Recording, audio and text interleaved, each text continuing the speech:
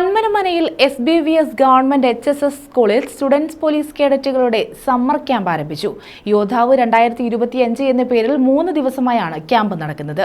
Traffic ബോധവൽക്കരണം, ചിത്രകലാ പഠനം, കുട്ടികളിലെ ഡിജിറ്റൽ അഡിക്ഷനെതിരെ രക്ഷകർത്താക്കൾക്കുള്ള ബോധവൽക്കരണം, വ്യക്തിത്വ വികസനം, നാടൻപാട്ട് ശില്പശാല ഉൾപ്പെടെയുള്ള വിഷയങ്ങൾ ക്യാമ്പിൽ ഉൾപ്പെടുത്തിയിട്ടുണ്ട്. പന്മനമനയിൽ SBVS ഗവൺമെന്റ് ഹയർ സെക്കൻഡറി സ്കൂളിലാണ് സ്റ്റുഡൻസ് പോലീസ് കേഡറ്റുകളുടെ 3 ദിവസത്തെ സമ്മർ ക്യാമ്പിന് തുടക്കമായത്. Karunagappally excise inspector Anilkumar camp ഉദ്ഘാടനം ചെയ്തു. ലഹരിവിരുദ്ധ പ്രവർത്തനങ്ങളുടെ ഭാഗമായി ക്യാമ്പിൽ ലഹരിവിരുദ്ധ ബോധവൽക്കരണം, ലഹരിവിരുദ്ധ റാലി എന്നിവയും നടത്തി. വലിയത്ത് ജംഗ്ഷനിൽ ചേർന്ന ലഹരിവിരുദ്ധ യോഗം ജില്ലാ പഞ്ചായത്ത് അംഗം അഡ്വക്കേറ്റ് CP സുധീഷ് കുമാർ ഉദ്ഘാടനം ചെയ്തു. നിങ്ങൾ നടത്തുന്ന പോരാട്ടം വളരെ വലുതാണ്.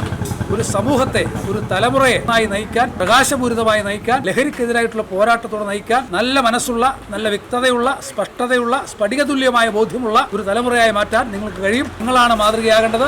നിങ്ങളാണ് സഹജീവികളെ ചേർത്ത് പിടിക്കേണ്ടത്. മാതൃകയായി പ്രവർത്തിക്കുന്ന ഒരു വലിയ സംഘടനയാണ് SPC.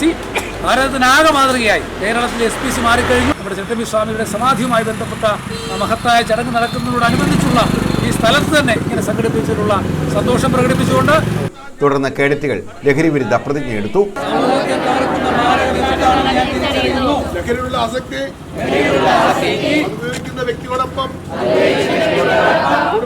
പ്രതീകാത്മകമായി ലഹരിക്കെതിരെ ദീപം തെളിച്ചു.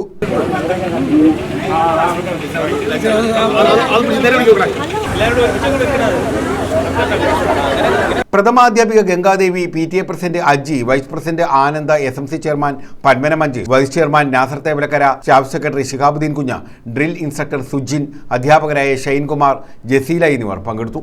News bureau, Chavara.